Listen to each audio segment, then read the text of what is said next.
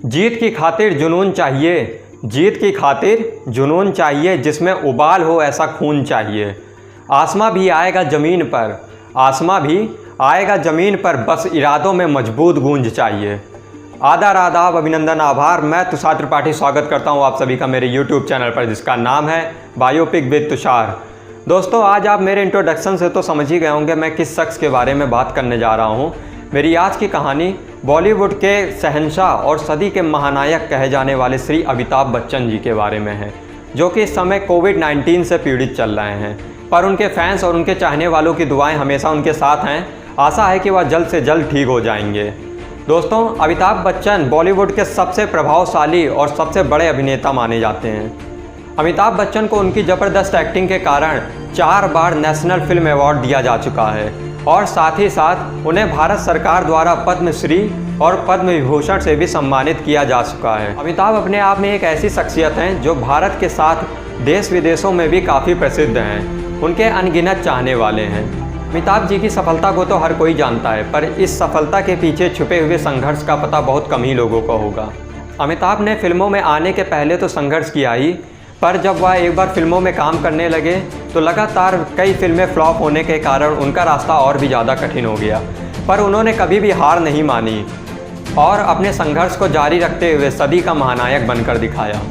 अमिताभ बच्चन जी का जन्म 11 अक्टूबर 1942 ईस्वी में उत्तर प्रदेश के इलाहाबाद में हुआ था। उनके पिता का नाम श्री हरिवंश राय बच्चन था, जो कि एक बहुत ही प्रसिद्ध कवि थे। उनकी मां का नाम तेजी बच्चन था, जो कि समाज सेविका के तौर पर काम करती थी।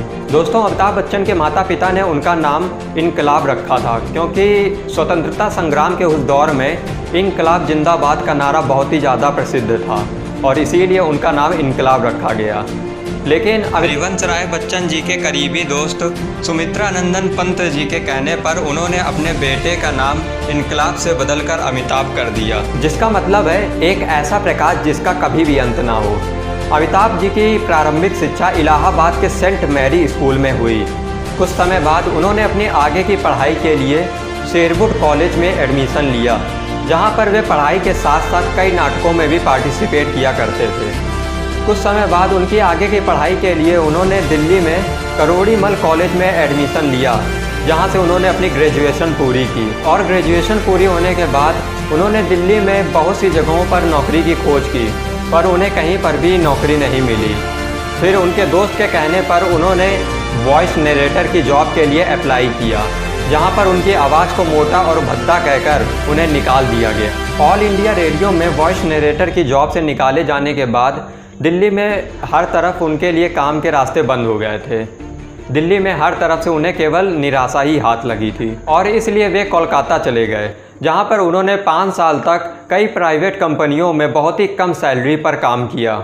1968 में अमिताभ अपने आप को फिल्मों में आजमाने के लिए मुंबई आ गए और जहां कुछ साल पहले उनकी आवाज़ को भद्दा और बेकार बताकर निकाल दिया गया था, आज उसी आवाज़ के चलते फिल्मों में उनकी शुरुआत वॉइस नरेटर के तौर पर हुई, जहां उन्होंने फिल्म भुवम सोम में अपनी आवाज़ दी। आगे चलकर राजीव गांधी जी से दोस्ती होने के कारण अमिताभ बच्चन जी को फिल्मों में आने के लिए ज़्यादा परेशानियों का सामना नहीं करना पड़ा और 1969 में उन्हें ए अब्बास की फिल्म सात हिंदुस्तानी में काम करने का मौका मिला, पर यह फिल्म बॉक्स ऑफिस पर बुरी तरीके से फ्लॉप हो गई। पर अमिताभ बच्चन जी ने कभी भी हार नहीं मानी और फिर से उन्होंने 1970 की फिल्म बॉम्बे टॉकी और 1971 की फिल्म परवान में काम किया, पर यह दोनों फिल्में भी फ्लॉप हो गई।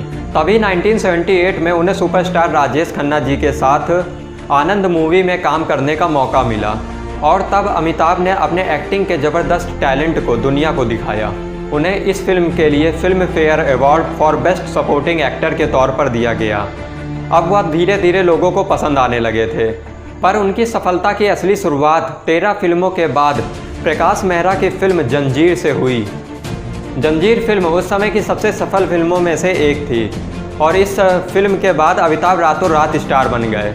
पर जैसा कि कहा जाता है दोस्तों कि सफलता एक रात से नहीं आती, बल्कि उसके पीछे कई सालों की कड़ी मेहनत होती है। और इस फिल्म के बाद अमिताभ के फैंस उन्हें एंग्री यंग मैन के नाम से जानने लगे और यहीं से अमिताभ बच्चन के फिल्मी जगत की दुनिया शुरू हो गई। और फिर उन्होंने लगातार एक के बाद एक डॉन, शोले अमर अकबर एंथोनी और दीवार जैसी फिल्मों से लोगों का मनोरंजन किया। लेकिन कहा जाता है दोस्तों कि वक्त हमेशा एक जैसा नहीं होता, और कुछ समय बाद अचानक ही 26 जुलाई 1982 में कुली फिल्म की शूटिंग के दौरान उन्हें एक एक्शन सीन में बहुत ही ज़्यादा चोट लग गई। दोस्तों असल में उस सीन में हुआ ये था कि पुनीत इस्सर को अमिताभ को एक मुक्का मारना था, और मुक्का मारने के बाद अमिताभ को एक मेज़ से टकराकर ज़मीन पर गिरना था।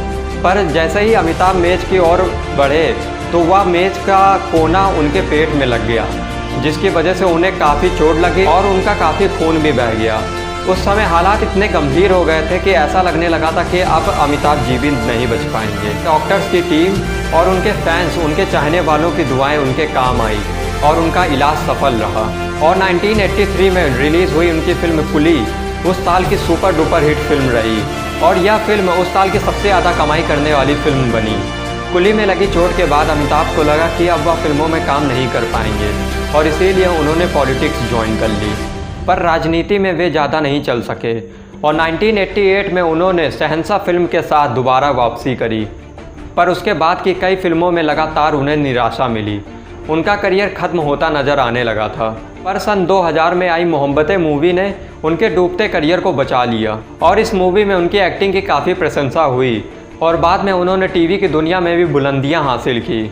उनके द्वारा होस्ट किए गए केबीसी शो ने टीआरपी के सारे रिकॉर्ड्स तोड़ दिए। दोस्तों अमिताभ बच्चन अपनी सबसे बड़ी उपलब्धि श्री हरिवंश राय बच्चन जी का पुत्र होना मानते हैं। उनका कहना है कि उन्होंने हर फैसले में हमेशा उनका साथ दिया था।